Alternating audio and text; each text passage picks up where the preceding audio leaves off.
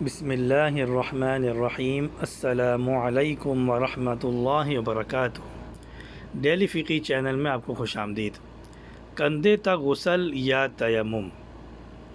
میرے ایک دوست کے کان کا آپریشن ہوا ہے۔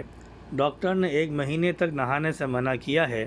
اب اگر اس دوران اس پر غسل فرض ہو جائے تو وہ کیا کرے؟ کندھے تک غسل کرے یا تیمم کافی ہے؟ اگر مطلقاً پانی کا استعمال نقصان دہ ہے اور ماہر ڈاکٹر نے اس سے منع کیا ہے تو تیمم کیا جا سکتا ہے، لیکن اگر زخم پر اور آپریشن شدہ جسم کے حصے پر پانی کا استعمال نقصان دہ ہے، باقی جسم پر نہیں، تو پھر تیمم کافی نہ ہوگا، بلکہ سارے جسم پر پانی اور زخم کی جگہ کا مسح کرنا ضروری ہے۔ اگر پٹی بندھی ہو تو مکمل پٹی کے حصے پر مسح کیا جا سکتا ہے۔ امید ہے آج کی ویڈیو آپ کو ہماری پسند آئی ہوگی۔